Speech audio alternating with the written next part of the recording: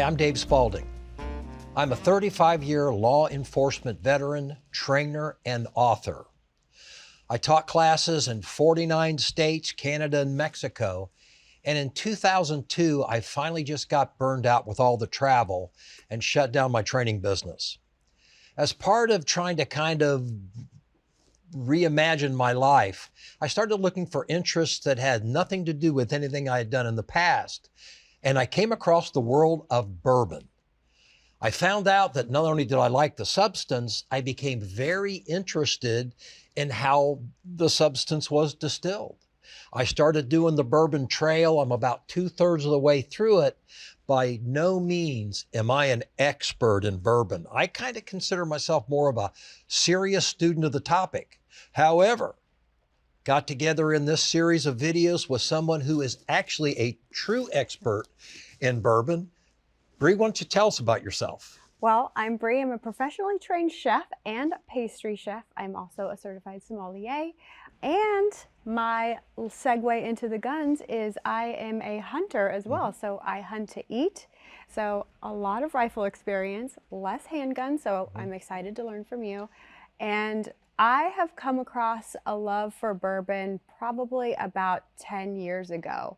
And ever since, I have just geeked out, wanted to know everything about it, how it's made, where it's made. And so I have thoroughly become a huge bourbon enthusiast. Well, that's exactly what I geeked out. That's exactly what I did with the bourbon. It's just like, it just kind of caught my attention, and then doing the bourbon tours and stuff like that. But the more I look into it, the more I realize I don't know. Right. And we were talking before we started here, and you started explaining, you know, cask strength and single barrel and all that kind of stuff. And you know what? I'd sure like to know more about that. It's so interesting. Bourbon to me is like wine. I truly do love wine. And I think that's where my love of bourbon has stemmed from, because bourbon, the mash bills have to be a certain 51% to be called a bourbon, but what else you add to that is going to add more spice. Like if you add rye into it, and a larger amount of rye, you're going to get a spicier bourbon. But then there's factors like the oak barrel. It has to be new and has to be charred, but charred at what level? And then those are, you're going to get your vanilla and your sweet flavors from the cask, or your truly smoky colors and as well. That's the amazing thing. This burnt barrel is going to turn this mash bill, this recipe, this moonshine, a clear liquid, and it's going to change the texture, the flavor, and all of that kind of stuff. That's incredibly fascinating. And then the water, and then the weather. Those are like the biggest. And well, we can really go into it, and actually the strain of yeast that they used in the fermenting process actually imparts a different flavor on them. So to me, stuff like that, it's like, you're speaking my love language. Like, I want to know about all the yeast and how they impart the different flavors, but it's just so unique. So many factors are variables on how the bourbon is going to end up tasting. And I find like every single one of them, you know, so interesting, especially like, let's take Kentucky, where 95% of the world's bourbon is made. And Kentucky, did you know though, here we'll geek out on some facts. Did you know that the first distillery was built in Kentucky in 1785? I did. You did? I did. Is it 'cause Yes, I told did. you? It is a truly American beverage, and it goes way back. Yes. Goes So way back. it's like something we can really, as American, can like have pride in. You know, like France has champagne, but we have bourbon. It is truly an American thing. Or whiskey, it actually originated overseas as well, but this is American, and I just love learning about it. You know, one of the things that I found interesting when I really started looking into this is these masters distillers and the things they attempt to make their bourbon taste differently. You talked about, you know, rye and corn and wheat and all the various things, but the stuff they do once they've put it in the barrel, and they put it up high, and then they bring it down a shelf at a time, or they put it on a ship. And the rocking is going to impart a different flavor, because usually it's just sitting, but when it's moving, now you're getting more of it. Well, you know, I never thought about heat versus cold. Yeah, because you want that barrel to expand and contract, and so you want the bourbon, the liquid, to go into the barrel and then out of the barrel, and you want to do that. I mean, in order to be called a straight bourbon, it has to be aged for 2 years. Right. So in that 2 years, you technically only get, 8 seasons out of it. So you really, really want it to expand and contract, which makes Kentucky a great place because they have hot, hot summers and cold, cold winters. Right. So the terroir and weather can severely impact your bourbon, but which is really also fascinating is, say you have a mild year, your bourbon that year is not going to taste the same as the one that was made the previous year, no matter what you do. So Right. every bottle or every year is pretty unique, which is pretty fascinating. Well, and the longer they age it, the better, and in my opinion, the better the taste gets. But they also run the risk of opening the barrel and having nothing in it. Yeah. The angels took too many Yes. too many portions there, huh? Yeah. Yeah. Yeah. I mean, because, it can evaporate. It can basically go away the longer it's in that barrel. Yeah. But there is something so beautiful about, like, I would say anything over 4 years is truly like exquisite. And Right. they really took their time and space to do that. So it's really a labor of love. And people need to understand that the longer it's in that barrel, the more expensive it's going to be. Yes. Because there's going to be less of it when it does come out, and that limited availability. And taxes. Yeah, if you want an inexpensive bourbon, that's probably your minimum, your 2 year, 3 year, that kind Or of thing. it can be less, but Right. it doesn't mean it's going to be as good. The colorings aren't going to be there. The flavors haven't Sure. developed as well. So Sure. things like that. But yeah, the older you get, the more it goes down, but the higher in value. So I realize it's a very personal thing, but when you're selecting a bourbon that you prefer, yeah. what do you look for? What is the experience that you want to have with it? So I would say the first thing I actually look for, like on a label, if I'm just going to go pick out one, I actually prefer a lower alcohol volume. So Okay. or proof. I will usually go for like about a 90. That's where I tend to enjoy it the most. I think 100 proof or anything higher, as it gets to higher, it has more of a bite. You know what I Right. mean? I Yes, don't know how to yeah. describe it other than a bite in your mouth. I tend to like a smoother bite, like more subtle. And I have found that 90% ABV is like where I personally like it. Sure. I also don't like a super charred barrel. That's just my personal opinion, only because I do really like, I like less smoke and more oak. No, that's a good way to say Yeah. it. Yeah. So that's how I tend to like it. Right. But if I'm like, the fascinating thing being with a chef, which is what I've also discovered with bourbon, is I use it for savory dishes, I use it for pastry dishes, and Sure. I drink it, and then I pair bourbon with my meals, which bourbon and wild game, which is my favorite, what I'm known for, is actually an amazing combination, especially when you're getting into nuances such as like vanilla and stuff. It pairs exceptional with wild game, especially like elk and deer and things like that. Well, it's interesting. 15, 20 years ago, we wouldn't be doing this because people didn't care about bourbon. Right. Yeah, it's a relatively recent phenomenon. So that being the case, what I would like you to do, and you're going to educate me as well, talk about single barrel and cask strength and those things that, they're on the label, but most people don't really understand. Right. Well, cask strength is usually a term that's reserved for whiskey more so than bourbon. Bourbon tends to go with barrel proof. Right. And so, or barrel strength is what you're talking about. But what that means is the alcohol volume is the same as it went in as it comes out. Right. So that's what's the key difference versus whiskey. You can have different variables there, but bourbon is it's the same when it comes in as it goes out. Well, the term single barrel, a lot of people will say, well, why are they changing the barrels? Things like that. So, what that really has an effect on the quality of the bourbon. Well, that essentially single barrel does really say it all. It stays in that same barrel and is not put in after, say, about 2 years into another barrel for a rebarrel. So it's only stayed in that one barrel, but that doesn't mean it's bad or good. It all, again, depends on your preference. I really love single barrel bourbons too, but then I also love bourbons that have been aged for like 2 years in the white oak, and then they switch to a different cask, say like a port or a wine barrel or anything like that. And I think it's just another beautiful factor into bourbon. So like when you re-barrel, now it's no longer a single barrel, into say a port barrel. Well, that barrel now is going to impart more flavor that you would have never gotten from that single barrel. And to me, that is it's just fascinating. Like the flavor combinations are endless. And see, this is the kind of stuff that people just getting into bourbon like myself really don't comprehend, that are absolutely fascinating. And in the coming videos, we're going to talk more about these kind of things and more about what stuff people can look for in bourbon.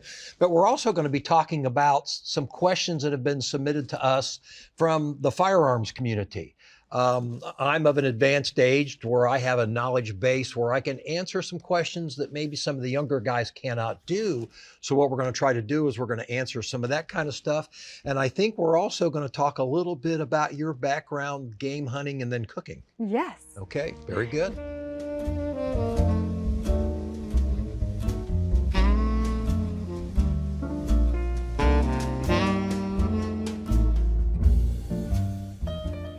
Hi, I'm Dave. This is Bree. Welcome back. Bree, you brought some different brands of bourbon with you that you tend to prefer and like. Why don't you tell us about what you got here? So today I brought you one of my favorites, and this one is unique, and because I know I said earlier that I like it like 90% proof, but this one is 109 proof. Okay. But it's still on the top of my list. It's very smooth, very elegant. I would describe this one. I've actually been to the distillery to try this, and in my opinion, it is phenomenal. I too have been to Bardstown. It's one of the newer distilleries, really, and they're innovative. They really pride themselves in trying to do different things. Right. So I'm a little bit excited. How do we proceed? Okay, so first, we're going to try it. What are these glasses called?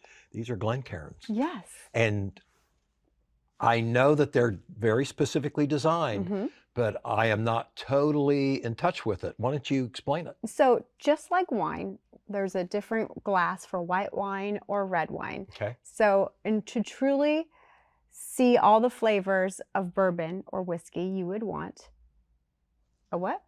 Glencairn. A Glencairn glass. Okay. So what makes this special, the Glencairn glass, is the small tapered lid. Okay, so it is small so that you get the bouquet. So you're going to smell it first. Okay. And then the smaller lip makes it easier to sip. So you're going to have a smoother sip. And then it widens so you can appreciate the color. Okay. So you want to see if it's dark, if it's light, just kind of like you would with wine. Wine's age is told by the color, same with bourbon. And then it has a foot. So actually, you're holding it wrong, Dave. Okay, so I'm going to be holding it like this? Yes, so you want to hold it on the foot, because just like wine, if you were to sit here and hold it, say you were holding it with our hand, our heat is going to alter the flavor of our bourbon. And you don't want to do that. So you want to try it in its purest form. So you do want to handle it by the foot, because it's best at room temperature unless you're putting a little bit of ice in there, like a cube or so. So technically, that is why you drink from these glasses. Okay, so the first thing I'm going to do is look at the color. Okay. So a color is going to tell you how long it's aged. If it's really dark, this one's got a good age on it. Does it say on the bottle? Let's see.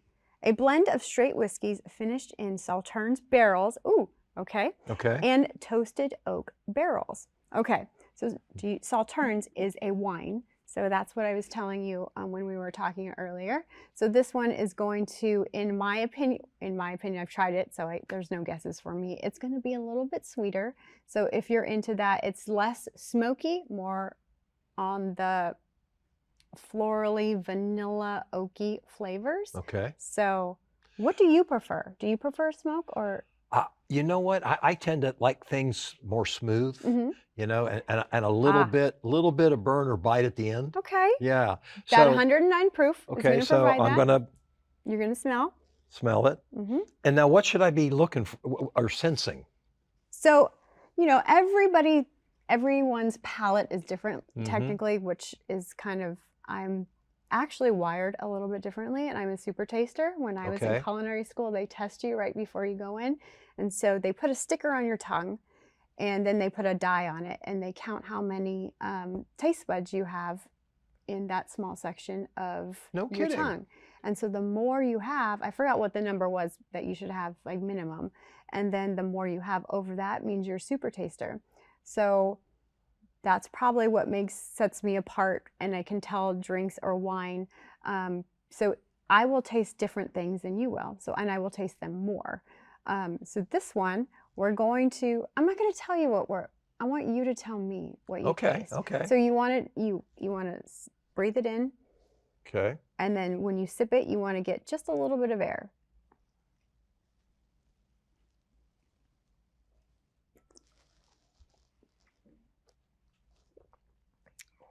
Oh, it's my favorite. I do taste the sweetness at the very beginning. And then as it kind of goes back along my tongue and then down, there's that, what I consider a satisfying burn. I like that sensation. But it's oncoming. It's not like bam. It kind of just. It doesn't feel like somebody just put a hot poker at the back of my throat. Yeah, that's what I find so lovely about this bourbon. It's 109 proof. So if you were on, maybe it's a Sauternes barrel that's kind of like diluting at first. So when you first hit it, hits your tongue, it's more sweet, and then you get that bite of a higher proof because.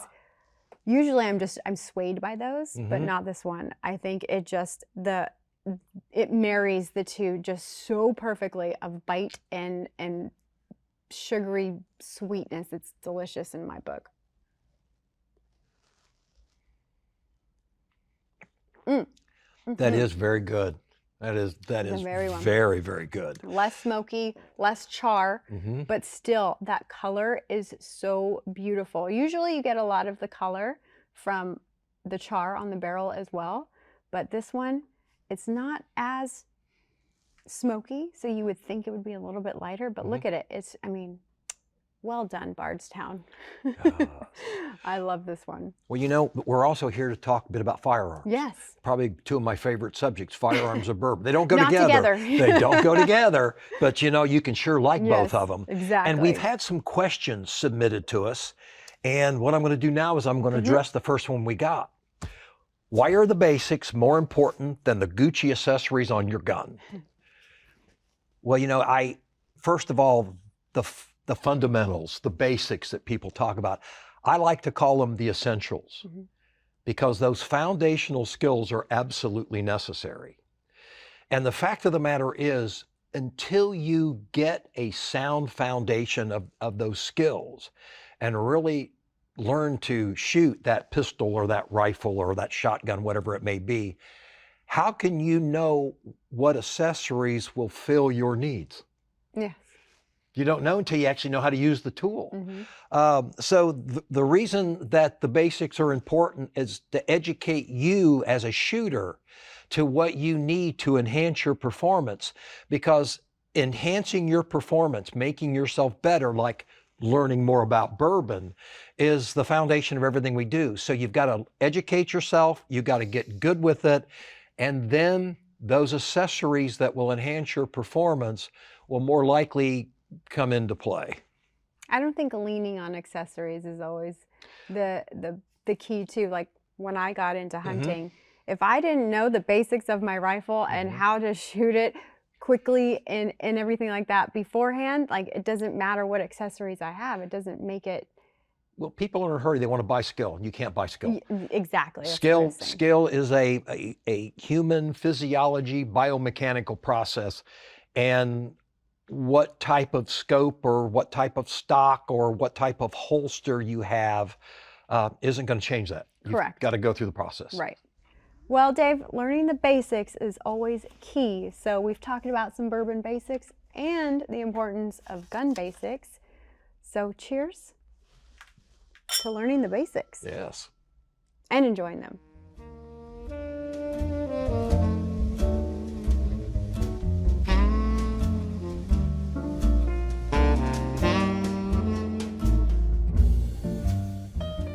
Hi everyone, I'm Bree and I am back with Dave and we are trying another bourbon. So I have a really fun one. This was given to me by a friend of mine, Rick Hogg. I'm sure you know. Yes. This is from Washington, and Rick gets 5 gold stars in my opinion because he helped with the process of this. So this is a straight bourbon whiskey, aged 5 years. And the ABV is 98.6. So this is far from Kentucky, but it is absolutely beautiful. And there's some people out there that would say that's almost un-American because it's not made in Kentucky. But you know, it's been my experience, there's some terrific bourbons being made that don't necessarily take advantage of that limestone shelf in Kentucky, right? Yeah, because every territory or state is going to have different water profiles, and I really think that helps transform the bourbon into something else. I mean, as we all know, to call it bourbon has to have 51% corn in it, Right. and then you get to play after that. But the corn is where you get the sweetness, and so how you alter that. But the water, the land, the barrels, the temperature, everything changes it. So I find it really fascinating how you can have one from Kentucky and one from Washington, and they do taste almost kind of completely different. Right. And in an industry where they're trying very hard to have a different flavor, a different taste, it would seem to me to experiment with different waters from different regions is almost a must. Right. I agree with you. And then humidity. People don't often think that humidity plays a role in it, and it really does. So a state where, say like California or versus South Carolina, here in South Carolina, we have a lot of humidity. So that is totally going to taste different than a state on the West Coast. But you're excited? Want to try it? I'm going to say I know nothing about this, so I'm pumped. Tell me about it. So this bottle, not only is the bourbon delicious, but it has a beautiful story. So let me just tell you. It says, revered for the unwavering allegiance, they are U.S. military working dogs, affectionately known as war dogs. So I love this. It also has Rick's dog Duco's paw print on there. Okay. I love this because this is the first one that we can see that is truly dedicated to man's best friend and dogs who have served our country so proudly. So I really find the story equally as amazing as the bourbon. So why don't we give it a try? Oh, I'm down with that. Hold the glass correctly. Oh, yeah, sorry. Okay. You learned from the best, huh, there, Looking at the color, and you can tell that this is different from the Bardstown that we reviewed the last time. Yeah, it's not as dark, but it's still got a really beautiful caramel color to it. Right, it sure does. You can smell vanilla for me right away. What do you smell? You know what? Now that you've said that, yes, my nose isn't as sensitive as yours, but as soon as you said that, I do.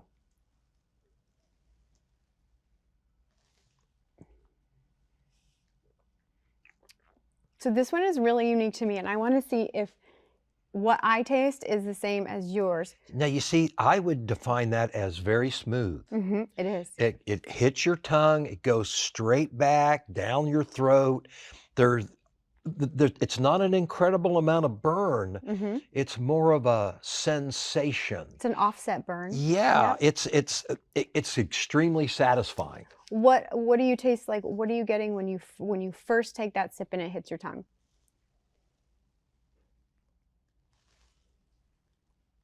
Because I'm tasting a lot of baking spices, meaning like nutmeg and clove, and then you're getting a little spice in there. It's almost like they threw in a little bit of like cayenne pepper, just like a dash.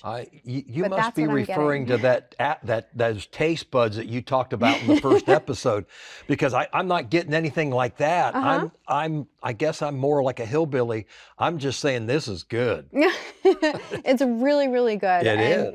I mean, cheers to you, Rick, because this is a beautiful bourbon, a beautiful story. And geez, I could drink this anytime. This is certainly what we'd call a sipper. No doubt about it. And not so smoky, but there is smoke. But you get char, but not overpowering. I think it's really, the complexities of flavor are truly developed, and it's really, really wonderful. It is wonderful. I'm saying that with all of our bourbon. Okay, no, that's okay. But only the best for you. Well, no, I'm going to tell you what, there's some bad bourbons out there, no doubt about it. I've had them. Speaking of wonderful, we had another question sent to us, which I think is pretty darn good. And this is going to apply to you and your hunting background too. Mm-hmm. Buy a gun and owning it is not enough.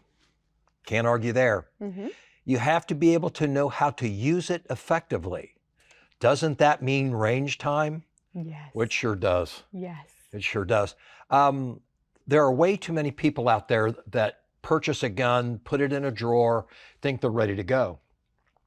Though I'm not the avid hunter you are, I do know enough about it that, like, when you get ready to go out for your hunt, you need to zero that rifle. Yes. And there's an amazing number of people that don't zero their rifle or their shotgun. Well, then when they end up with a wounded animal instead of one that's a clean kill. Mm-hmm. Terrible thing. Very, very unprofessional. So it would be like buying a car and then just hitting the highway. Yeah. You can't do that. You've got to know how to use it first. You've got to understand how to operate it, how it functions, how you can use it improperly. Yes. Which is just as important as knowing how to use it properly. So the fact of the matter is if you're going to buy a gun, you need to learn how to use it. That means instruction. Reading the owner's manual is not enough. No. That can help you use it safely or understanding how not to do things. But, just like taking driver's ed in high school, you buy a gun, you've got to learn how to use it. That means you're going to have to get with a professional instructor, someone that can show you how to use it, so that you don't have a bad outcome, which really could be more than just you shoot something or someone. Like we were referring to the hunt. I mean, Yes. To not get a clean kill it's just one of those things that you just don't do. And there's so many factors. For me, when it comes to hunting, I do a lot of range time. Even if it's a gun that I haven't shot for a while, but I know I'm going to go hunting, I will definitely get range time with that rifle before I even leave for a trip. One, because I want to see if it's still zeroed in, which 9 times out of 10 it's not, so you have to redo that in. But also, you should be shooting with the same bullets that you're going to be shooting with when you're out on a hunt. The moment you change them, it's going to change things. So if you think like, oh, I'll just grab this other box that you have never shot with, that affects it. And then you should be, what I do is I add different magnifications and different powers, because if I don't know how to shoot wide or tight, then by the time that animal comes, that animal's going to leave. So in hunting, it's just seconds. They're not just standing there waiting for you, So if you don't know that rifle like the back of your hand, I mean, then what's the point? Because you're just going to miss every time. And the tricks that the mind can play on you. You've used this tool, this implement, this firearm before, and you haven't picked it up, you haven't used it for a while. Well, your brain's going to tell you, oh yeah, I remember how to use this. It's fine, I've got it. And then you pick it up and your body doesn't comply with what your mind thinks it should. And now you're clunky, you're inexperienced. And the adrenaline is going. And so if you don't have that muscle memory, which is what I like, when I'm firing, then it just learning the basics are the key to success. I guess you could say almost in anything. Yep. I mean, anytime you use a tool, especially one like a firearm where lives could be in danger, you need to be acquainted with it, you need to reacquaint with it, and you need to practice with it regularly. Especially if you're like concealed carrying, like someone like me, I conceal carry, but I constantly have to force myself to get range time, because if there was a situation where I need to use it, if I don't know where it is or how to get it out, or how do I pull it out of the holster, and in a timely manner, well then it can make or break you. It's absolutely true. We've heard it for years, practice makes perfect when it comes to whether you're sipping bourbon, or you're practicing with your firearm, you're preparing for your hunt, or you're getting ready to leave your house in your car. You got to practice, you got to be acquainted with it, and really you got to know what you're doing. And never change the variables. Never change the variables. Cheers, Dave. Cheers. To practice makes perfect.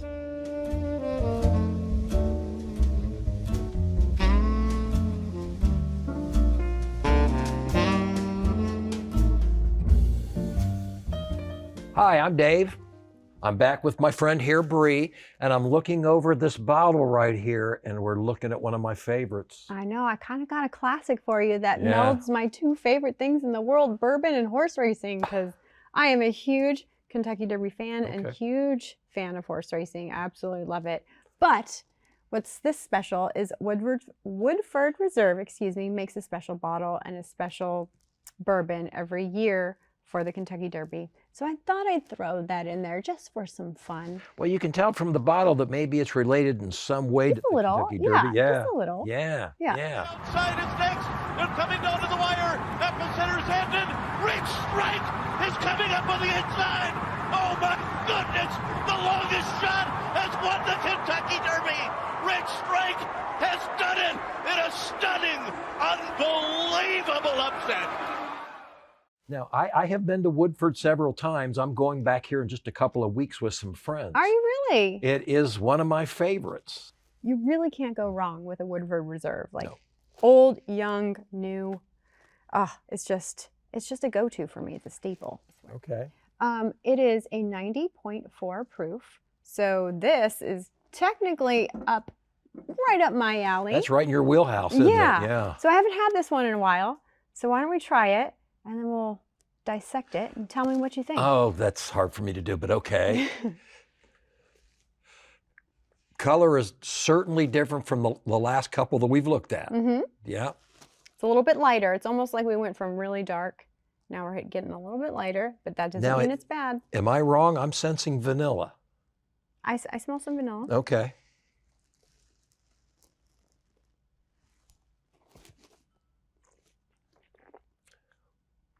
That's smooth from front to back. Yeah. So there's something really interesting. I want to know if you pick up on this. Okay. Is there anything different from like the last two that we tried that you think this one has that those don't? No, I'm going to have another sample to answer that question. Mm-hmm. Think about like texture. Now, that's an interesting word, texture. Mm-hmm. Well, if I said the word, it would give it away. When I'm sampling a liquid, texture is not a word that comes to my mind. I know, it's the closest thing I could think of, but this one has more viscosity. Then it's a little bit thicker when it's on your tongue. Okay, let's. Mm-hmm. It does. You know, until you said that, I wouldn't have picked up on it, but you're absolutely right. Yeah. If you take a little bit and just keep it on your tongue for a while, right, and kind of just barely swish it around, you're going to feel that it feels thicker in your mouth. You know, I never would have thought about that, but you're absolutely correct. It's a bit thicker. Who knew that a liquid could have a texture? See? I didn't want to give it all away, but yeah, it truly makes it smoother. And it coats your tongue. If you notice, after you've swallowed, you can still feel. There's like an after. Yeah, mm-hmm. Absolutely. Wow. Mm-hmm. I got to be honest with you. Of the ones we've done so far, this is my favorite. Is it? So what makes it your favorite? Like, what do you look for? I don't know. Maybe it's because I was already kind of predisposed to Woodford because I'm familiar with it. Yeah. And, you know, when you're familiar with something, it's kind of like an old friend. It's like homey. Yeah. Yeah, mm-hmm. It's kind of like an old friend coming home. Certainly the previous ones we've dealt with have been excellent. But maybe this is just like putting on your favorite old coat. Yeah. You know? Yeah. It's like when you get into bed and it's like nothing is more comfortable than that. But yeah, this is Woodford always... I mean, from a young one to an old one, they just knock it out of the park to me every time. I think it's beautiful. Well, as you know, with bourbons, opinions are many. Yes.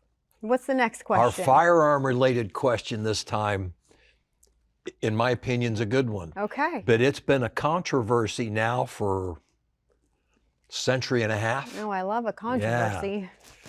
The OK Corral. Why is it still talked about today?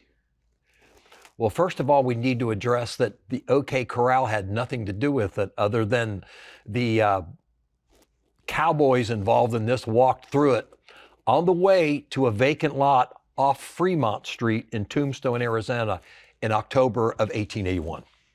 Okay? In all truthfulness, it was a misdemeanor arrest.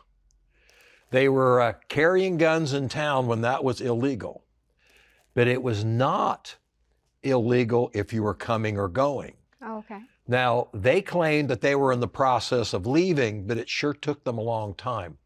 What a lot of people don't realize about that gunfight is it was done in front of the entire town. When the Earps were decided that they needed to go down and do something about it, there were probably 250 people watching them.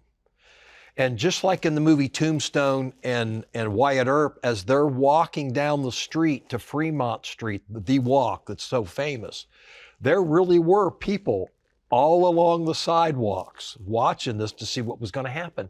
So there was, what would be the right word? There was their reputations on the line.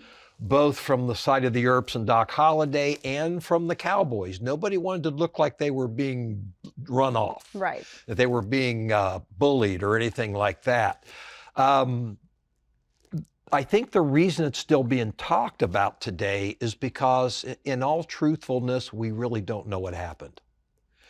You know, there were competing newspapers. I mean, just like today, we have Democrats and Republicans.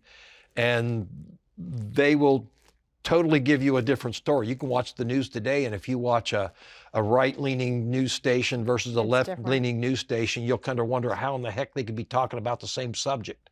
Well, it was pretty much the same way back then. And even the eyewitnesses, the dressmaker that was directly across the street, even though she testified and it's a public record, how it was reported was totally different. Oh. Yeah, okay. yeah.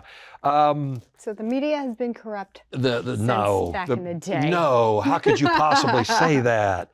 I think the reason it's still talked about today is mostly because of Hollywood. The OK Corral, or that situation, was pretty much dead until the early 1930s, when a book came out written by a man named Stuart Lake called Wyatt Earp, Frontier Marshal. The book was very well written, but it was almost all fantasy. The problem that Stuart Lake had is when he did go out to interview Wyatt Earp before his passing, Wyatt Earp was pretty famous for answering all the questions of, yep, nope, don't remember. Kind of hard to write a book like that. So he pretty much fabricated a wonderful tale. It's a great book to read. Even people who know it's not historically accurate, it's a wonderful book to read. It's just very well written. And that kind of spurred on into the 1950s when the Hugh O'Brien Wyatt Earp show came along. And then into the 1990s when Kevin Costner and Kurt Russell, the movies came out. And now Tombstone is one big tourist area where they replay that gunfight incorrectly 3 to 4 times a day. Do you think that like the resurgence of like when Yellowstone came out, the resurgence of that cowboy lifestyle has made it more popular? Oh, without a doubt. I mean, or one can even talk about like politics of guns. Like you can't travel to this state, but you can with this one. And Without you know what a I mean? doubt. Like it goes, yeah. I mean, can go multifaceted. Well, and the fact, the gunfight itself, I mean, and people who are into firearms, especially firearms for their personal security. You know, one of the more popular types of videos online these days are actual gunfights when they happen. And a lot of people don't realize that what I like to call the fracas on Fremont Street is the most studied law enforcement shooting in history. Really? Yes, with things like the FBI shootout in Miami and the Norco bank robbery and the highway patrol, you know, killings and all that kind of stuff. None of them were as studied as much as this one. And the reason being is because the gunfights that happen in modern times are well documented. A lot of times they're on video. We know what happened. We really don't know what happened there, which what I think makes it a little bit more fascinating. Yeah, that's the mystery. We can kind behind it. we can kind of speculate, and we can debate it, and we can argue about it. And historians, even though the historians that are friends, they don't really totally agree on what happened. So it makes it maybe a little more interesting. Yeah. It's kind of like my thing with bourbon. I'm a serious student. I'm learning. It makes it a little bit more interesting. I'm not sure that when I get to the knowledge level that you have, that I will find it quite as fascinating, but I sure am enjoying the journey. I have enjoyed the journey of learning about bourbon thoroughly, and just like training with my firearms. I have equally enjoyed that and learned a ton over the years. You know, you say firearms and bourbon. Oh, you can't mix those. You know what? They actually mix pretty good, because the people that like to shoot also tend to like bourbon. After. Yeah. Oh, after. Absolutely yes, after. After. You know, when the guns are put away and locked in the vault or the gun box or something like that. But you know, people of fire that are interested in firearms and wanting to learn more about it tend to be the people that want to know more about bourbon. A very valid point, because when I got into hunting, and then you're in the backwoods of nowhere, you go tracing for days, backpacking in, but what do you always have? You always bring celebratory bourbon. So at the end of the night by the campfire, you're always celebrating with bourbon, and that's probably just another reason why I've come to love it so much, because you just associate it with like such good times, being in the outdoors and peaceful and just celebrating. And to me, that's awesome. I got the perfect toast. Oh, you do? Okay, let's hear it. Here's to learning. Here's to learning. Cheers, Dave.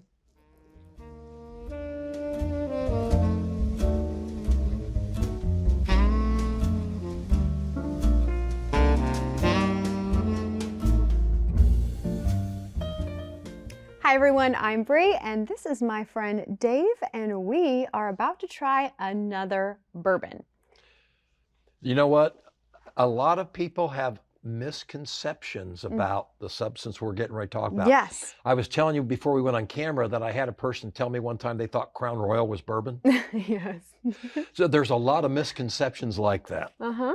Well, the misconception with Angel's Envy. Angel's Envy is a well-known distillery, and I think they make an excellent product. But did you know that Angel's Envy was actually developed to try to capture the female audience? I did not. Hence the angel wings on the back. I did not know that. Yeah, okay. That's how it was first developed, although I don't really think it took off that way, in my opinion. But we can agree that they definitely make a good product. And if there's ever something on the shelf and full of things I don't know, I will take an Angel's Envy. But this one is different from all the ones we've tried. It's a rye. And so, like I had mentioned earlier, rye is going to impart more of a spice. So that, think of chili peppers, things like that, that little spicy hit. So that's what makes rye really unique, which I think is really cool. Is it a fair comparison to like rye bread and how it's a little... Exactly. Okay. Yeah. It's gonna like a little bit of heat, but it's got a little spice to it. Yeah. It changes the flavor of your sandwich. It does. Yeah. It does. Okay. So let's give it a whirl. Boy, I hate it when you tell me to do this. Give it a whirl. Get it? Now, the first thing I notice is the color. Is it fair to say that rye will have a different color than like a bourbon? Well, the grain is not going to impart the color of it. So this is specifically on how it's aged and how long it's been aged, and the and climate, and things like that. So, but that doesn't mean it's going to be bad. You can have a lighter bourbon that has insane flavor. It doesn't take a lot to realize this is bourbon just from the smell. Yeah. Right. It kind of smells like Kentucky. Yep.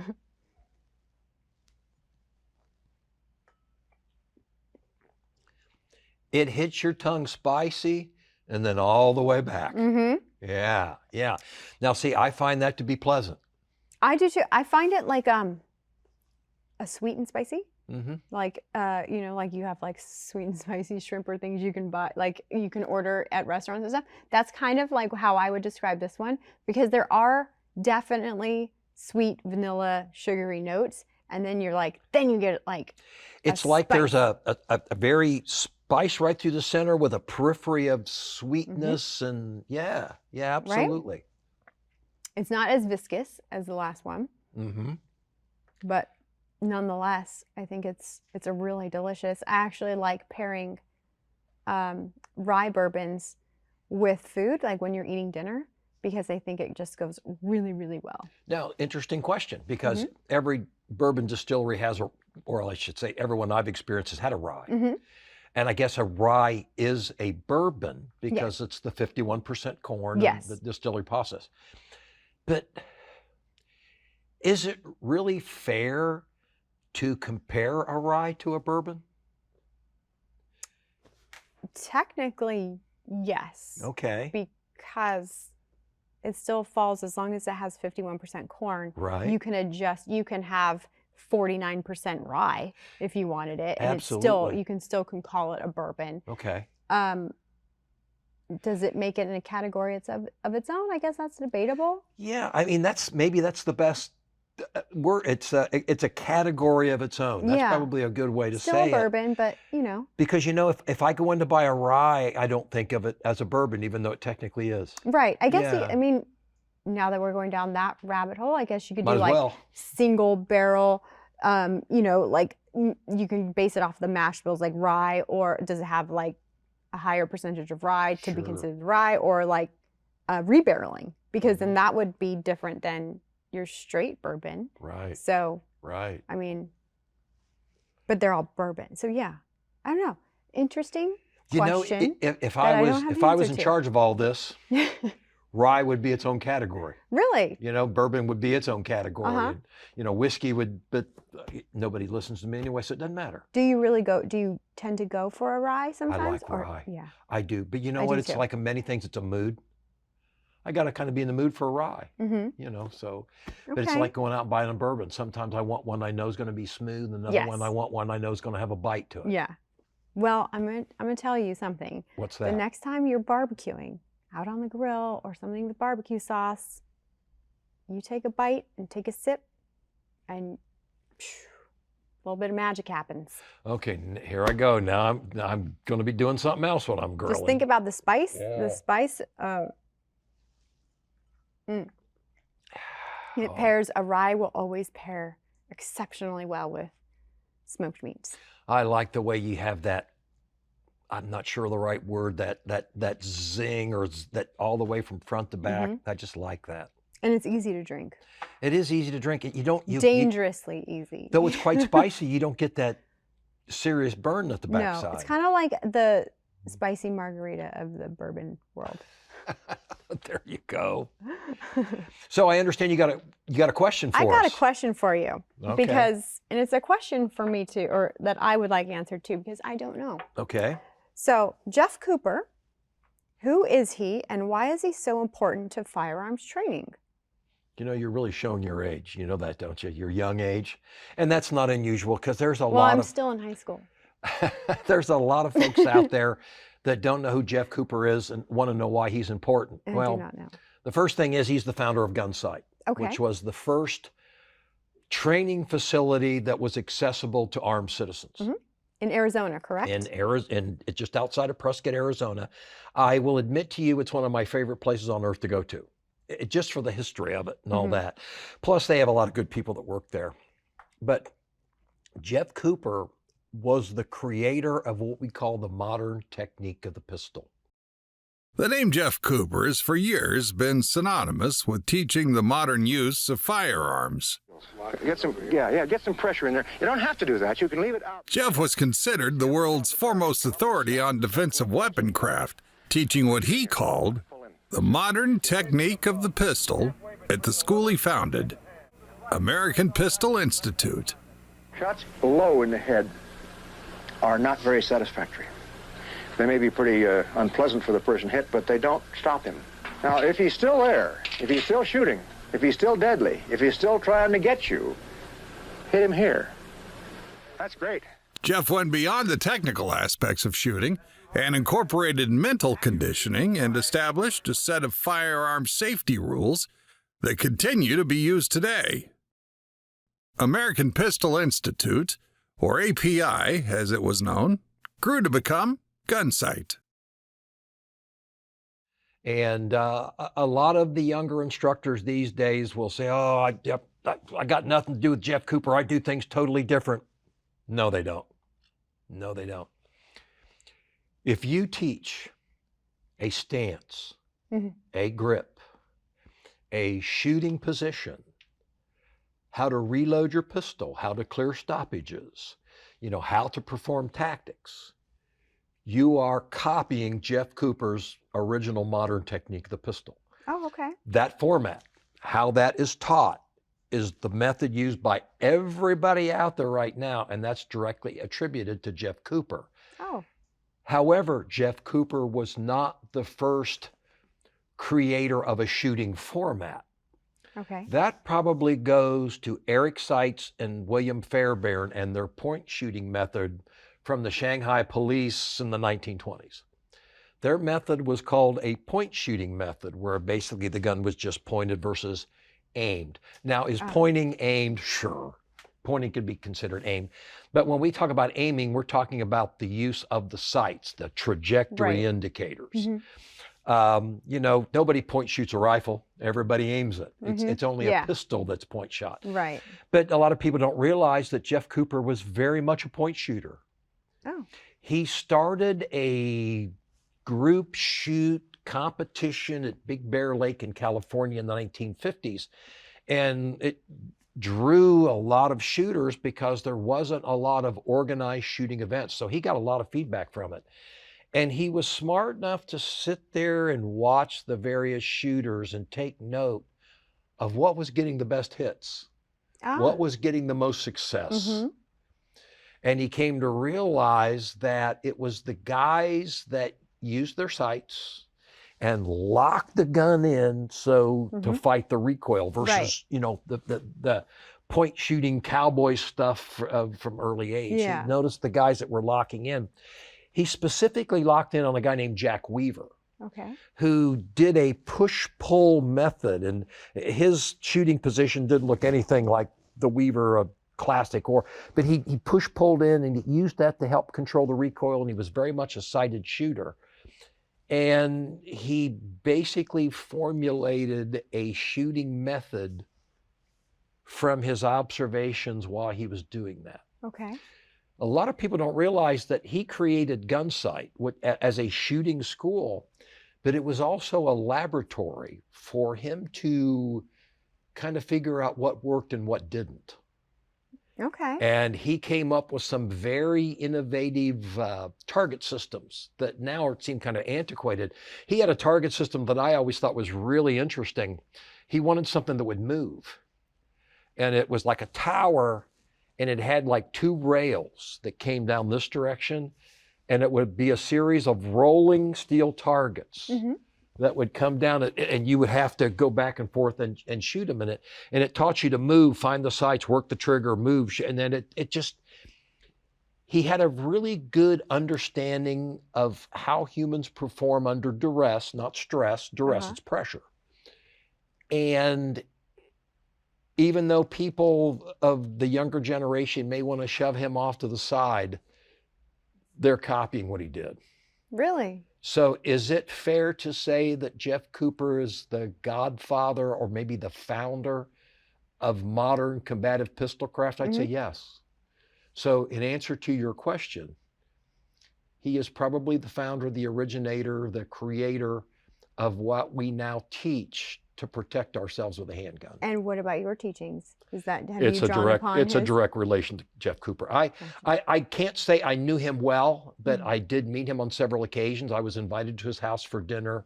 When he spoke, I shut up because I don't learn anything when I'm talking. Right. And he was very, very fascinating. My favorite story of Jeff Cooper. I was visiting him down in. You've never been to the Sconce. No. You really ought to have a significant other take you to Gunsight. You really I gotta should. make it down there, because you're wanting to learn more about pistol craft and Yes, I stuff do. like that. It's a great place to go. So you really ought to go there. But his house was called the Sconce, and it was basically a fort. Okay. And his little work area where he kept his firearms, you had to go down a stairway that went like this because it'd be tough to attack. Ah, He was always thinking things wow. like this. Yeah. Anyway, I'm down there and he's entertaining us, and a friend of mine named Mike Boyle, who's filmed videos down here. Mhm. We're sitting down there and we're talking about him, and I can't help myself. I'm asking him questions.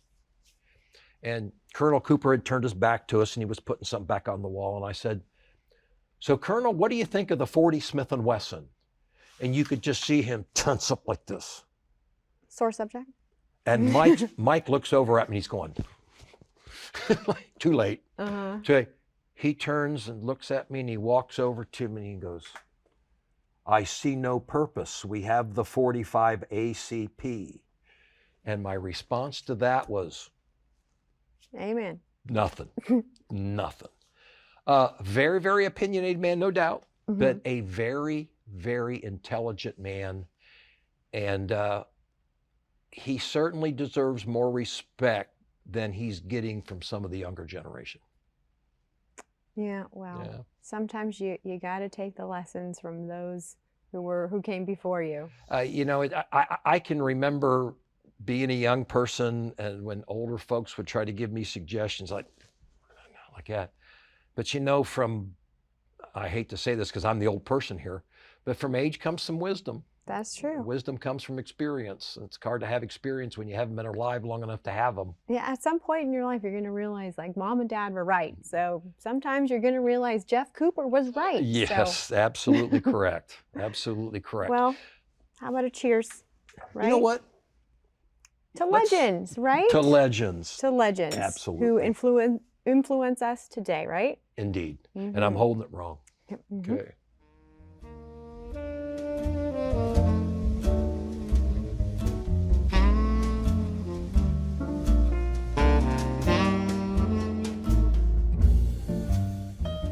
Hi, I'm Dave. Welcome back. I'm here with my colleague, Bree. We're going to talk some more about bourbon, and we're going to have another firearms question. And you've got what I consider one of the more unique Yes. bourbons on the market. Because you had mentioned this a while ago to me. So I have been to their distillery. Uh-huh. The story is quite interesting. It is. But you know what? Since you're obviously more knowledgeable about bourbon than me, I'm going to let you tell it. Well, I think we could both combine on this one because you've been to the distillery, and so you might have heard a little bit more detail than I have. Okay. So this is a 90 proof, which again, I know I keep giving you like ones that I prefer, but I do know that these are aged on a boat.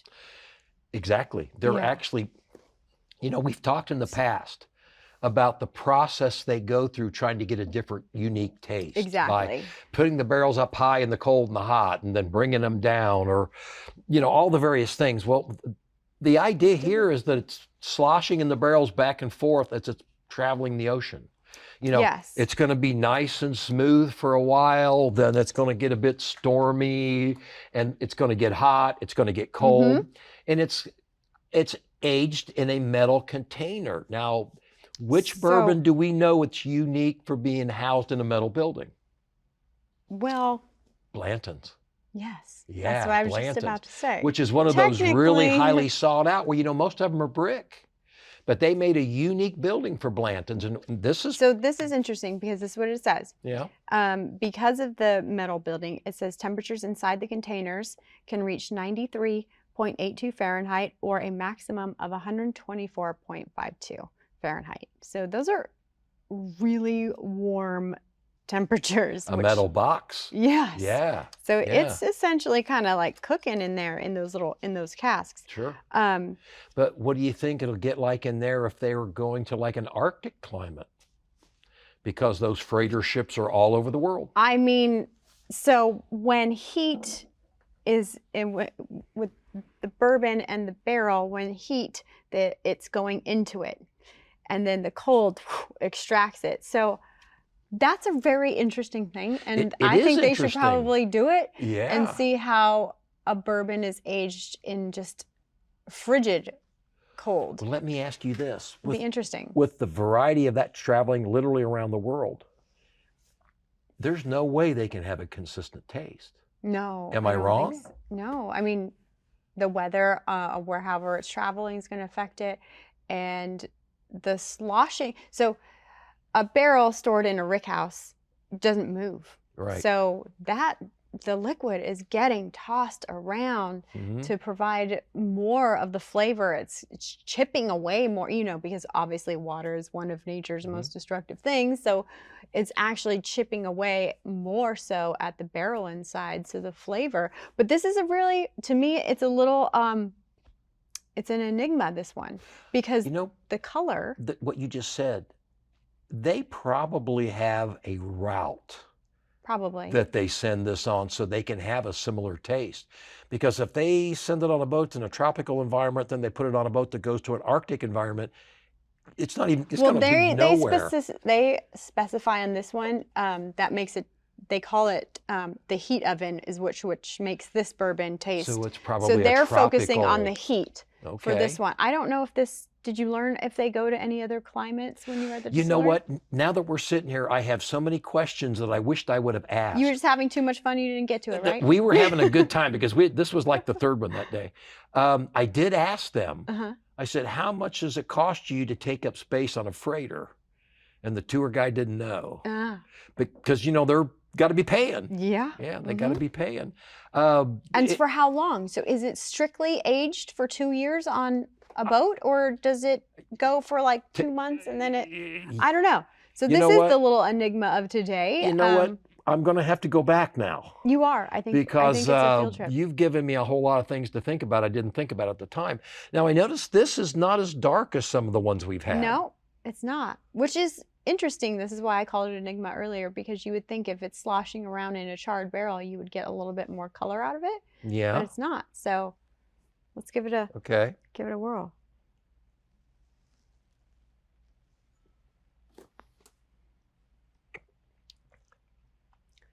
Oh.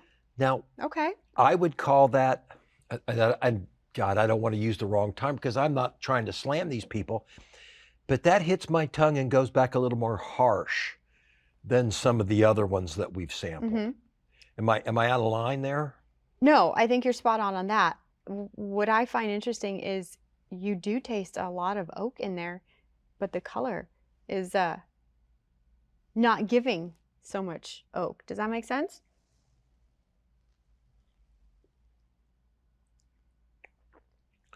No, I think you're correct. There is a lot Yeah. of oak there, and it's not very dark. So Yeah. So it's interesting. Like the process. I'm curious. I probably should have looked it up before we did this, but sometimes it's just more interesting having a banter about it. you know, But I wonder how long it actually is on a boat. Is it the full time? Because you would think it would just be darker, but that's just, I could be wrong. this little endeavor here has brought more questions than answers. Yes, and I have another enigma that you can solve Okay. for us. So getting firearms training from qualified and vetted instructors. So what makes a vetted instructor? What qualifies them to be a vetted instructor? Or a quality instructor for that matter? You sure you want to go down this road? I do. Just like we went down this road. Oh my God. This is where the old man's going to come out. You know that song from Toby Keith, "Don't Let the Old Man In"? Old man's coming out. So what you're saying is you can't just put it in your Instagram bio that you're a licensed professional, Because firearms professional. what is a qualified, vetted firearms instructor is so Exactly. different from my generation. In my generation, which I think we can include most of the people who have done videos for Panteo, Mhm. it was a 3-tiered process. It was background, training, Yep. and experience. That's how you vetted an instructor. Mhm. You looked into what their background was. You know, it didn't always have to be a military guy or a cop. You know, there was some wonderful competition shooters who were very, very technically excellent at what they did that could pass it on. But there were also some very excellent shooters that had no idea why they were good and couldn't relay that to others. Right.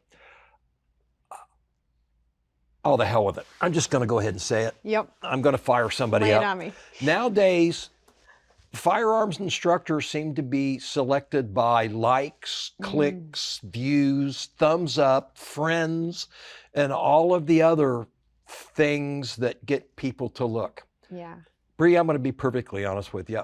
I have seen firearms videos that have 1 million views that are the biggest piece of garbage I have ever seen. Mm-hmm. But the guy on it does something goofy or funny, or he wears a weird outfit, and people think that's good. And I'm going to be the curmudgeon. No, it's not good at all. It's terrible. No, especially when it comes to firearms. You know, as we've talked, my background is what I call combative firearms, the combative application of the handgun. There's the competitive application, there's the hunting application, and you and I both realize they're a little bit different. They all have a different end result. You know, the combative application is you're shooting to defend your life, or maybe the life of someone you care about, but it's probably you. Right. If you perform poorly in a gunfight, you die. Yeah. So you better be pretty good at it. Having someone teach you that understands what is actually going to happen versus someone who is internet famous might be the most important decision you ever made as far as your personal security. Agreed. And it drives me absolutely crazy, some of the things these people put out, you know. And of course, part of it's also the questions they get, like, what kind of pants are you wearing in your video? What kind of shoes do you have on? You know, do you think that compensator is better than this compensator? Stop. It doesn't matter. Things won't make you a better shooter. It doesn't matter what kind of pants he's wearing or what kind of shoes he's got on. That's probably a direct response of a sponsor or a friend. What you need to know is what he's teaching you. Does he have a solid understanding? I don't think you need to be a special operator that's killed enough people to build a wall to train someone to defend themselves with a firearm. But you probably ought to understand and have at least experienced the chemical, psychological phenomenon that happens to you in a fight, how your vision narrows and your hearing can play tricks on you, and how your hands can shake, and how it makes it difficult to perform manipulations unless they're well practiced in.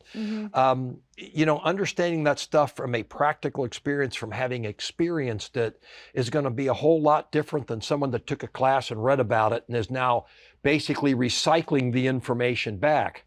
You do realize in a gunfight, this, and this is going to happen to you. Okay, really? Wow, has that ever happened to you? No. Well, no. Then how are you relating that experience? Yeah. That's that background, training, and experience that comes from that. Now, vetting an instructor can be tough, because I'm going to say something to you that's probably going to boggle your mind. People lie on the internet. No. People lie on the internet. They make stuff up. Within the military community, it's called stolen valor, and they take it very, very seriously. And they should.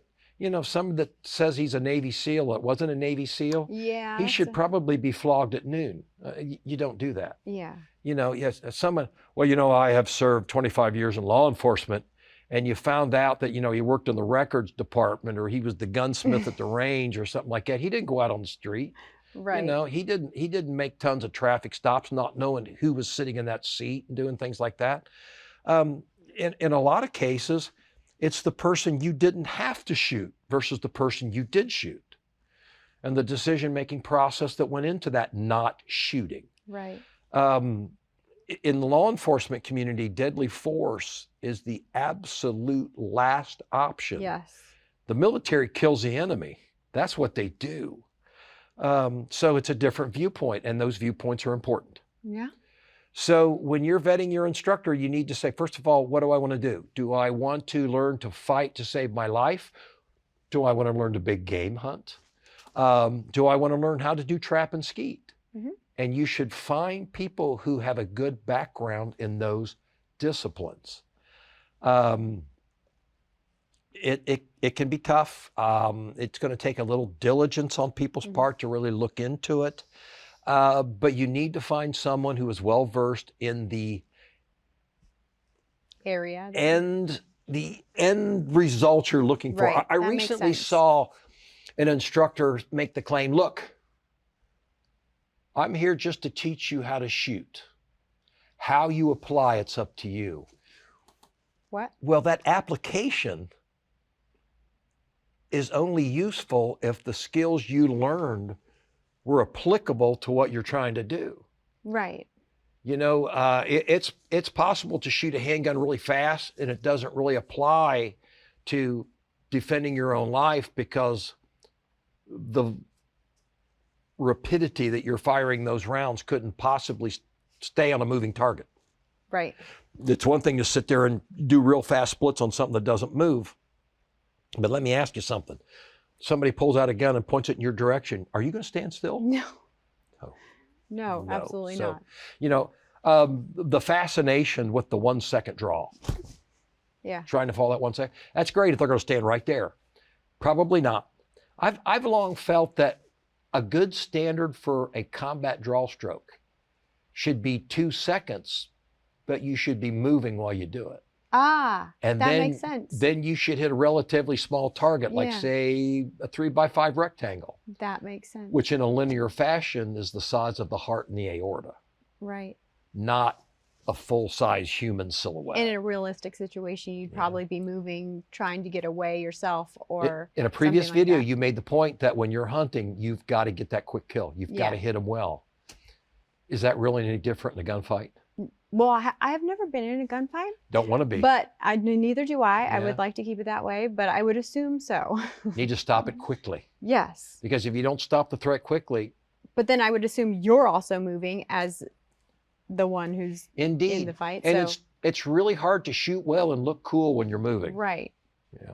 Right. Yeah. Okay. So any suggestions on where you can find vetted instructors? I know Make Ready TV, all the instructors on there are they're phenomenal. all well vetted. The owners of I've Pantene, personally met and taken lessons yep, from. they're many good of them. ones. Mhm. An institution like Gunsight or Thunder Ranch, Okay, those are good places to go. Well, people say, well, they're expensive. They are but expensive. it's worth it.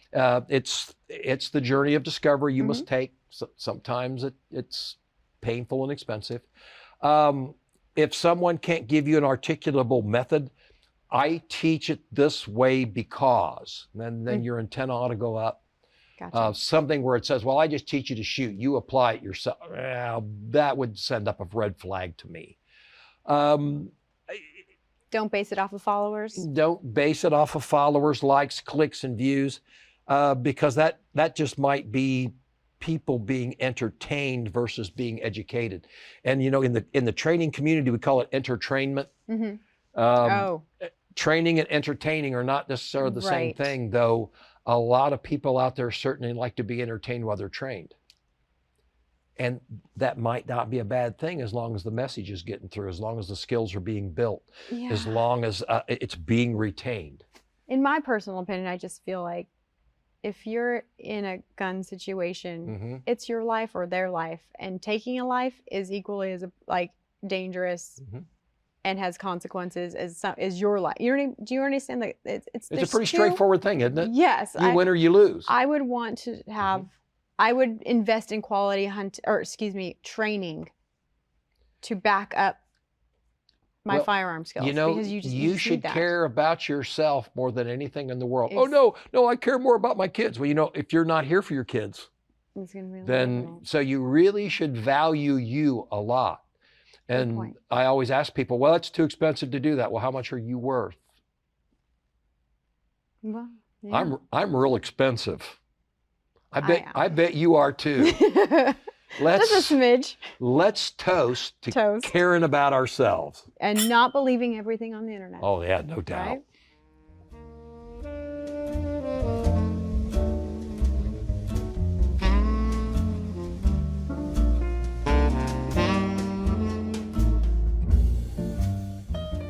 Hi, I'm Dave. This is my colleague, Bree. We're back to talk to you about two of my favorite subjects, which are bourbon and firearms, but never together. Right.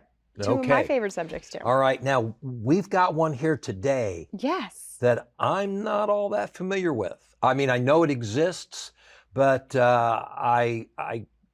you asked me about it, I'd say, so. Well, I'm not a connoisseur of Blue Run necessarily, so I'm kind of new to them. Okay. I should say, not. Okay. Well, so then I don't it's feel very so good. bad. It's really good. Yeah. It is let me see. It is a 95 proof. Again, I know I'm hitting you up with all the ones that I tend to lean towards. It's made in Bardstown. I've been to the distillery where they distill it. They actually make quite a really good product. Okay. I would say, like, if you're gonna drink, like, have something sit on your back porch, kind of just, and you want to grab an easy drink, this is the bottle I would hand you. Yeah, if I remember correctly, the butterfly meant something environmental, or So they're basing it off of you know how like a butterfly evolves from a caterpillar to a butterfly, and so their Blue Run's mission is kind of to change, but it also has to do with I guess in springtime in Georgetown. Yeah. It's a big thing for the don't quote me on it. I know it starts with a V. It starts a certain butterfly that is common in Georgetown, Kentucky. Georgetown's a pretty And area.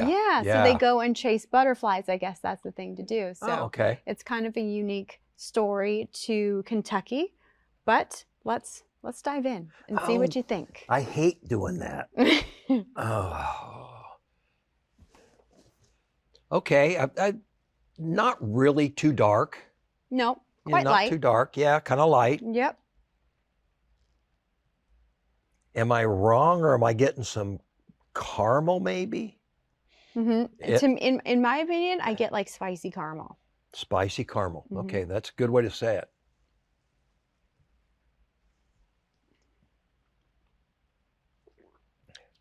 Right off the bat, I sense, God, what would be the right word?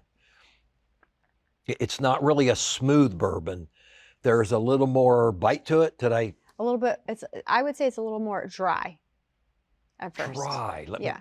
Okay. You know how, like, if I don't know if you're a big wine drinker or not, but you can get white wines that are more dry, which is kind of, it leaves your tongue feeling and your mouth a little bit dry. Like that's kind of essentially what it does. And afterwards, yeah, you can tell that, but it hits you first. Right off the bat.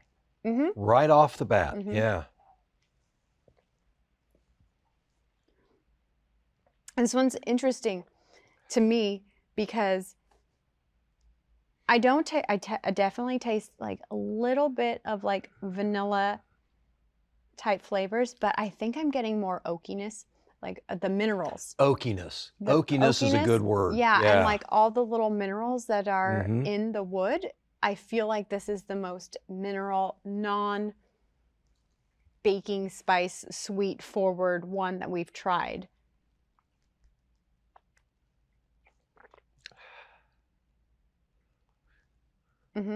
Yeah, I think you're right. Yeah, I see. Yeah, okay. Right, not too sweet. It definitely doesn't have like the viscosity that we've had before, where you can tell when they tend to be more viscous, they tend to be a little bit more sweeter. So now, as I've been going through this bourbon journey, I've also been experiencing the classic American drink, the old fashioned.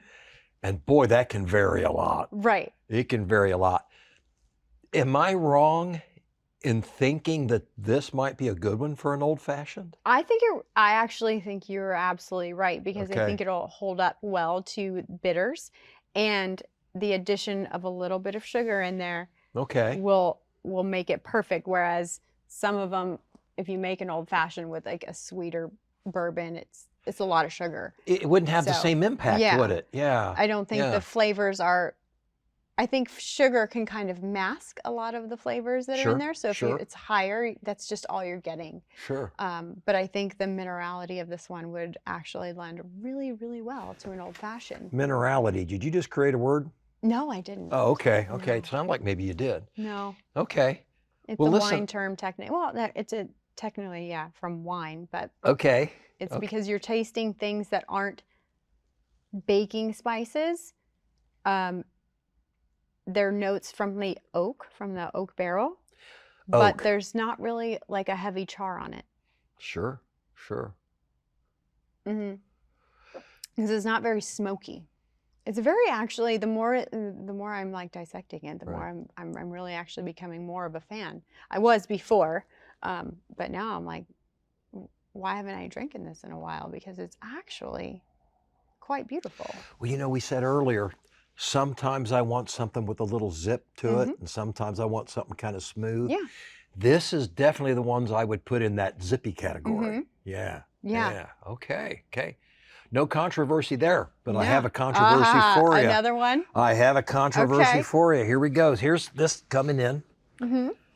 Dot optics on pistols, rifles, and shotguns. Why a dot optic? Well, because you want to shoot better. That's what I was 'Cause gonna. you wanna That shoot- was my. Well, that now- was my thought. But the thing is when we're talking rifles and shotguns, it's not the same as a pistol. No, I've shot lever guns with dot optics Yeah. at far distances and rocked it, but it definitely is not the same way you would find it in the pistol. In the mid to late 90s, now don't tell me how old you were there, just don't hurt my feelings. In the mid to late 90s, when I started getting interested in the AR carbine, the Right. AR platform rifles, one of the first things I did is I bought several rifles, and then I started hitting some of the better known shooting schools. Mhm. And like so many things, that they had their philosophies and doctrine, and some of the schools were in for iron sights and some of the schools were in for optics.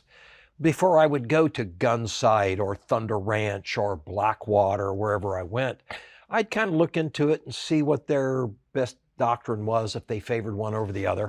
And like, for example, when I went to Thunder Ranch, Clint Smith was very much iron sights. He liked iron sights. So Okay. I took that class with iron sights. Mhm. Blackwater which more military, was very much optics. So I used an optic there. Okay. I did better with optics. Well, I did better they with do optics. make life a little easier. It makes life a little Mhm. easier. Now, I don't have a ton of experience with shotguns and optics, but if I'm going to carry a rifle, it's going to have some sort of an optic on it. If it's going to be a relatively close range rifle, like an AR is a fighting rifle, it's not a hunting rifle per se. I can do quite nicely out to 300 yards with just a simple dot. And a handgun, controversial, and people will say you don't need it on a handgun. They're right. They're not essential, Right. but they're useful. Yes. They're useful. It simplifies the sighting process. Yes. As far as threat focus, which is what a combative pistol should be, you can look right through it, see the threat, watch their hands, just superimpose the dot. At the distances that are typical, there's always the weird thing that happens at distance, but typically 10 yards in, you don't have to have a really refined sight picture. You just need to look. I actually used a dot optic to help me become better with my shotgun. Yeah. So and when I love upland game, huge upland game Sure. person. But so I would take my shotgun to do trap and skeet, and it would help me lock onto the target faster and get ahead of it. I can see that. So, I can see that. Yeah. And then it just Versus a brass bead or something like correct. that. It helped yeah. me hone the skill of because shooting for upland game, you have to get ahead of the bird, not on the bird. Like if you were hunting with a rifle, you're on Brings the us target. to a good point. Sighting systems aren't mysterious. Right. All they do is tell you where the muzzle's pointed. Exactly. That's it. Exactly. Whether it's forward of it, whatever the case may be. So I don't see why we get wrapped around the axle of this. If you like optics, great. If you don't, that's fine, because all they do is tell you where the muzzle's pointed. You still have to control the trigger well enough that you don't pull the muzzle off target when you do it. It doesn't do, but on pistols, even if you don't like dot optics, when you're learning how to work that trigger, To me, it's helpful. that dot optic is very telling of what your muzzle's doing. Exactly. While you're depressing that to the Yes. rear. I agree. So are they essential? No, they're not essential, but they're very, very useful. And in kind of wrapping this up, the reason I use a dot optic on a pistol is because I can shoot the pistol without corrective lenses. See, that's what I mean. the controversy of this one is, I guess it's, oh, well, you're using an optic, whatever. I mean, I've gotten crap. I think everybody gets some of it online, but if it's helping you be a better shooter and faster, is it necessarily bad? No. In a nutshell, So, is it helping? yes. If it's helping, then hey, Cheers. here's to anything that makes you better. A better shooter. Absolutely. Cheers.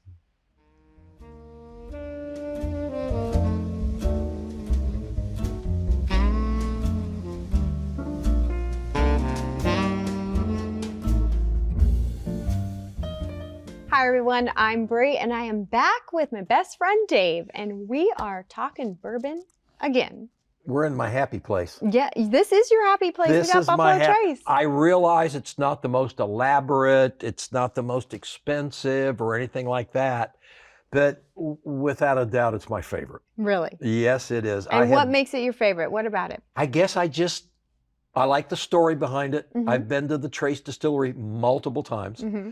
I like the taste. I like, I don't know, the history behind it. But, you know, when the distillery was found, the buffalo still roamed, and there was actually a trail, the Trace, along the way where they put it next to the Kentucky River. It's just, I don't know. It's one of them things that maybe I'm going to have a hard time articulating, but as soon as I experienced it, I just liked it. Okay. Well, it's 45% alcohol. So so it's 90 proof. Sorry, 90 you have to proof. search for It's it right a in little your bit. wheelhouse. Yeah, 90 proof. Yeah, it is in my wheelhouse. Yeah. Okay. You know, at the Buffalo Trace Distillery has some of the There's biggest. so many. They have some of the biggest brands out there. Blanton's, Eagle Pappy. Rare, huh? Pappy. Pappy. Mm-hmm. Pappy. Yeah, Eagle Rare, E.H. Taylor. Yeah. I mean, if you look under the Sazerac brand, who owns Buffalo Trace, they have a lot of the brands that are in demand, and you know, a lot of their products are allocated, so they're hard to find. Right. But it's Do you have a favorite amongst the brands? Buffalo Trace? Yeah. Yeah. Okay. It's not their ground level. Benchmark, Ancient Age, those are their quick bourbons. You know, those 2 years in and out. But this is the one that if I can find it, I will drink it. It's fortunately no longer allocated in Ohio. So for the most part, I can go out and just buy it. I don't have to go hunting for it. Gotcha. But you asked me, why is it? I'm not really sure. It just is. Just something about it. It just is. Yeah. Are you real familiar with it? Well, this is going to be another controversy. Okay. I'm familiar with Blanton's because it is one of my favorites. Right. I love it. Maybe because it has a racehorse on it. I don't know. You never know. But yes, I am. But I am not as familiar with the Buffalo Trace regular. Just drinking it straight. Well, usually. Fun fact on cocktail. Blanton's that maybe you didn't know. Yes. Its popularity soared because it's drank by John Wick. Oh. Okay. If you look in the John Wick, whenever he gets a bourbon, there's a Blanton bottle. Oh, Blanton's. Blanton. In one movie, there's Blanton. Another one, there's a Blanton's rye bottle. May I suggest a drink, sir? Bourbon, perhaps. That sounds perfect.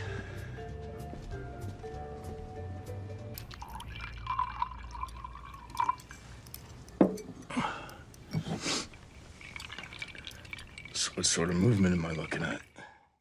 Yeah. Okay. And the popularity, you know, people are when they're Hollywood characters. Yes. Yeah. Ah. And Blanton's is aged in a metal building versus the typical, which is interesting. But as this is going to sound terrible, but I'm not the fan of Blanton's. That I don't misunderstand. I like it. Right. But I like this because it's less expensive, and I just and there's nothing wrong with that. I can't see buying Blanton's because I want to collect the top on it. Well, oh yeah. Yeah, I mean, the horse. I don't go to that extreme. I actually enjoy the product in the bottle too. But yeah. Let's take a sip of it and see what you it. think. Not exactly real dark. No. You know. It's a straight. Yeah, straight bourbon. I like the way it hits my tongue. I like the way it slides back. And then when it goes down your throat, it's not overly harsh. It's very, what I would call smooth. It's got a bite at first, though. The first thing is like, whoop. Do you think bite, so? Yeah, you bites think? you. Well, that must be bites you a them little bit. them famous taste buds of yours. See, I like that initial, whatever. I hate to call it burn, but there's it's got a bite. There's a present bite. There's a presence to it. Yeah, I like that. Quite frankly, I like it with just a single ice cube. I was just going to ask you that question.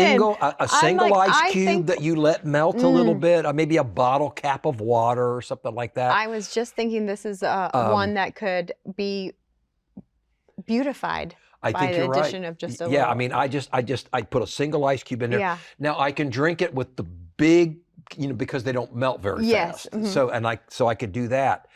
But this is no doubt my favorite. Yeah, it's really good though. Yeah. Or even like a teaspoon of water. Have you ever done that? And like a bottle cap. I've done, like that. I mean, just that thing. It's not even expensive. In Ohio, with tax, it's $29. And hey. And then you're having a good time. Yeah, and you're having a good time. Mm-hmm.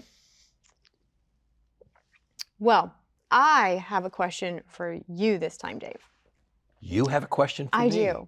Oh, well, let me put this down so I give you my my full attention. As you know, I've been getting into handguns and concealed carry and trying to improve my skills and everything. It's different than hunting rifles. Yes, it is. Yeah, yes, it is. Yeah. But I'm learning a lot, and it's been so much fun. Good. It is interesting as a woman going into this sport, if you want to call it. I don't know if it's sports. I like to think of it as a lifestyle. Lifestyle, yes. So finding the right gun has been a challenge because it's revolver versus semi-automatic, pistols, what do you choose? And then there's like, you're usually always handed guns that don't even fit your hand. And then I have come to find out that people tell me what I should like versus what actually feels better in my hand. So what advice would you give for new females entering this lifestyle? First of all, I'm not bashing gun stores, but the gun store clerk's going to say what he's got. Yeah. He's going to say what you got. Do not ignore that gut feeling. Okay. If you put something in your hand and, boy, I like the way this feels, don't ignore that. Does it feel, that good feeling in your hand, can you access the trigger well? On semi-automatic pistols, many of the striker-fired ones have that safety lever in the face of the trigger. Right. Can you put your finger on that and depress it straight back, or does that safety lever snag? Oh, okay. That tells you it's probably too big for your hand. Yeah. So being able to get your finger on that trigger flat so that you can depress it straight to the rear, that's a lot more important than people realize. Okay. I would much rather you have a 6-shot gun that fits your hand well than a 15-round gun that you struggle with. Well, I want the capacity, but but you suck with it. Right. You want to shoot well. If you hit, I'm not going to tell you something here you don't know.